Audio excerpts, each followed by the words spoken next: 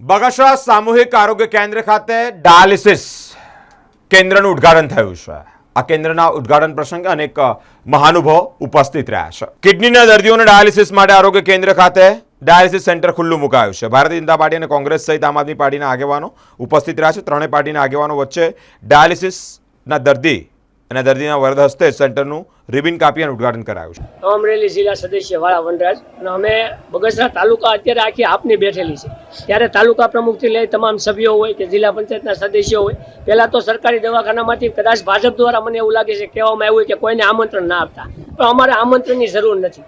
અમે માન સન્માનના કોઈ એવા ભૂખ્યા વ્યક્તિ નથી, પરંતુ અમને કામ કરવા માટે અમે લોકો માટે રાતથી તત્પર્ય છે। ત્યારે આજરોજ બગસરા સરકારી હોસ્પિટલ ખાતે ડાયાલિસિસ સેન્ટરનું ઉદ્ઘાટન હોય ત્યારે ખરેખર એ નિયમને પાત્ર કે જો સરકારી કોઈ પણ વસ્તુનું ઉદ્ઘાટન થઈ રહ્યું હોય ત્યારે ખરેખર એની રિબિન સરકારી વ્યક્તિ દ્વારા, સરકારી અધિકારી દ્વારા અથવા તો કોઈ દર્દી દ્વારા તો પણ એ અમને સારું રહેશે। એના બદલે કોઈ આ તો જાણે કેમ કે ભાજપની કાર્યાલયથી સરકારી હોસ્પિટલ બની હોય તેમ તેના અતુલભાઈ કાનાણી ધારીથી તેમના પ્રદેશ કાર્યાલયથી હુકમ આવે ને આવી જાય, તો આ અમે માન્ય ન રાખવી તે માટે અમે વિરોધ પ્રદર્શન દર્શાવેલ છે।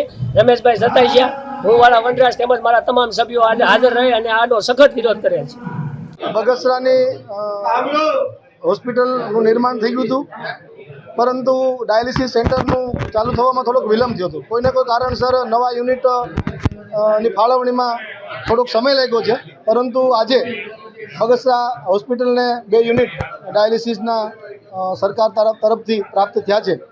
ત્યારે હું ગુજરાત સરકારના આરોગ્ય મંત્રીશ્રી સાથે સાથે મુખ્યમંત્રી શ્રી ભૂપેન્દ્રભાઈ પટેલ સાહેબ, આપણા સ્થાનિક સાંસદ શ્રી ભરતભાઈ સુતરિયા, ઉર્જા મંત્રી કૌશિકભાઈ વેકરિયા અને ધારાસભ્ય શ્રી જયભાઈ કાકડિયા સહિત સર્વે પદાધિકારીઓનો સંગઠનના વડા તરીકે હું આભાર વ્યક્ત કરું છું કે બગસરાની જનતા માટે સુવિધા માટે ખૂબ સારી આરોગ્ય સુવિધા બગસરાની જનતાને પ્રાપ્ત થશે અને અહીંના દર્દીઓને, જરૂરિયાતમંદ દર્દીઓને અમરેલી સુધી કે રાજકોટ સુધી લાંબુ નહીં થવું પડે।